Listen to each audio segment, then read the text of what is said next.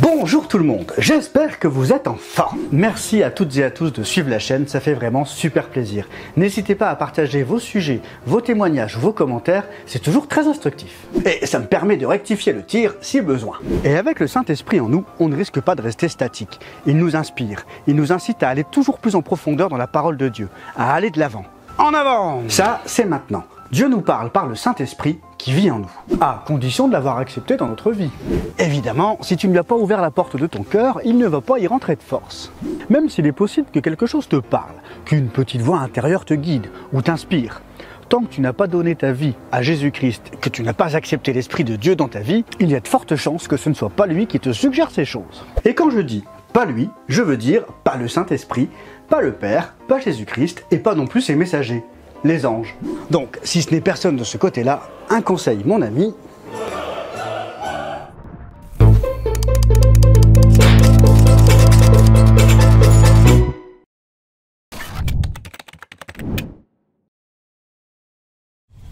Aujourd'hui, Dieu nous parle par le Saint-Esprit.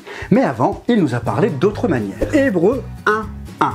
Après avoir autrefois, à de nombreuses reprises et de bien des manières, parlé à nos ancêtres par les prophètes, Dieu nous a parlé autrefois de bien des manières par les prophètes. Les prophètes, c'est-à-dire principalement Moïse. Deutéronome 34, versets 10 à 12.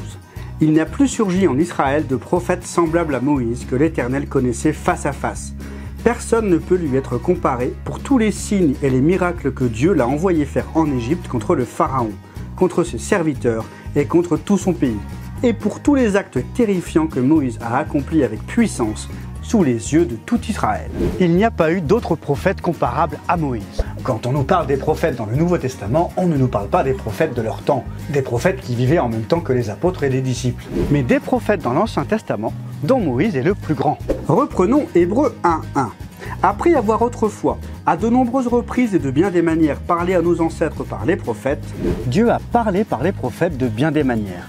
Et il continue en nous disant, Hébreux 1:2, Dieu, dans ces jours qui sont les derniers, nous a parlé par le Fils.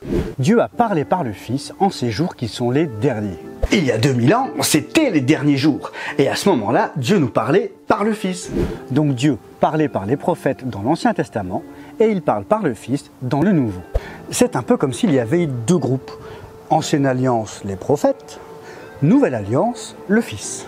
Beaucoup d'entre vous sont peut-être déjà au courant de ça, mais c'est important de rappeler les bases. Les bases sont super importantes, parce que c'est à partir de ce socle solide qu'on peut évoluer de manière stable et durable. Et qu'est-ce que le Fils a dit à ces gens?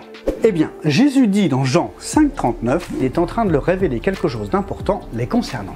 Jean 5:39, vous étudiez les Écritures parce que vous pensez avoir par elles la vie éternelle. Ce sont elles qui rendent témoignage à mon sujet. En gros, Jésus leur dit qu'ils étudient les Écritures parce qu'ils pensent trouver la vie éternelle en les étudiant.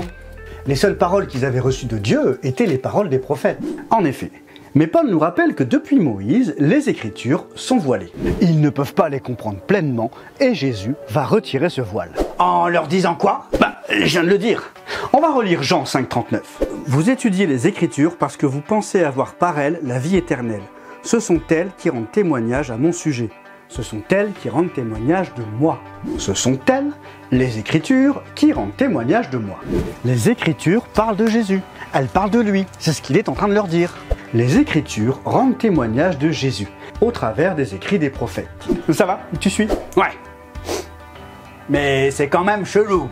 Et il ne s'arrête pas là, puisqu'il continue en disant « Et vous ne voulez pas venir à moi pour avoir la vie ». Les Écritures parle de lui. Il annonce aux Juifs qu'il cherche à avoir la vie éternelle en étudiant les Écritures. Et alors qu'il est devant eux, en train de leur parler, il leur dit « C'est moi qui donne la vie ». C'est tout de même déconcertant.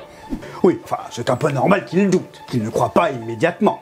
Si mon voisin vient m'annoncer que grâce à lui j'aurai la vie éternelle, il y a fort peu de chances que je le croie. Et je pense même que je lancerai une enquête sur lui pour voir s'il n'a pas un souci dans sa tête. Se prendre pour Dieu méga puissant qui donne la vie éternelle, c'est quand même abusé. C'est quand même abusé. Le truc, c'est que Jésus leur dit que les Écritures parlent de lui. Et à l'époque, les Écritures, ça veut dire le Tanar, l'Ancien Testament. Le Tanar parlait d'une personne, un élu, le roi, celui qui a reçu le mandat divin pour accomplir certaines choses. Donc forcément, quand il annonce « Eh les gars, c'est moi !» Ça fait scandale. Mais Jésus savait qu'il était le oint, le Christ, celui dont les Écritures parlent, car toute sa vie a rempli les prophéties qui parlaient de lui, dans l'Ancien Testament. Donc, pour vérifier si ce qu'il dit est vrai, c'est très facile. Ils n'ont qu'à lire les Écritures et comparer ce qui est écrit à propos du Christ, l'élu, et la vie de Jésus. D'où il vient, ce qu'il dit, ce qu'il fait. Les prophètes ont parlé sous l'inspiration de l'esprit du oint, du Christ, et Jésus annonce être celui-ci. D'ailleurs, il persiste dans son discours en annonçant Jean 5,46. En effet, si vous croyez Moïse, vous me croiriez aussi, puisqu'il a écrit à mon sujet.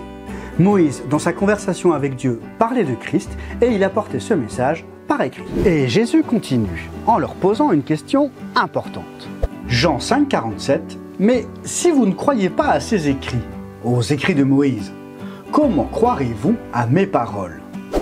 Attends, n'importe quoi. Moïse, il a jamais écrit que le Christ, il serait comme ça, qu'il serait ceci ou qu'il ferait cela. Et oui, ce n'est pas écrit clairement parce que, rappelez-vous, les Écritures sont voilées. Il y a un mystère. Pour rappel, les écrits que l'on attribue à Moïse sont regroupés dans la Torah, c'est-à-dire le livre de Genèse, Exode, Lévitique, Nombre et Deutéronome. Alors, pourquoi tu dis que Moïse en a parlé dans ses écrits? Comment tu le sais? Jean nous rapporte dans son évangile, Jean 1, versets 43 à 45, le lendemain, Jésus décida de se rendre en Galilée. Il rencontra Philippe et lui dit « Suis-moi ».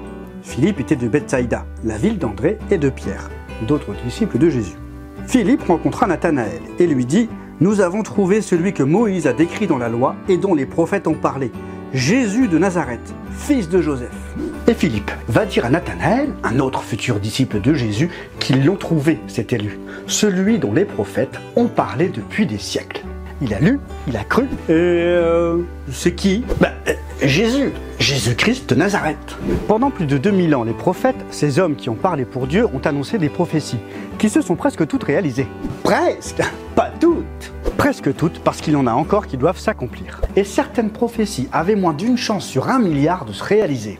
Les prophètes ont parlé d'un homme, et cet homme, ce Jésus de Nazareth, est bien l'élu, celui dont ils ont parlé.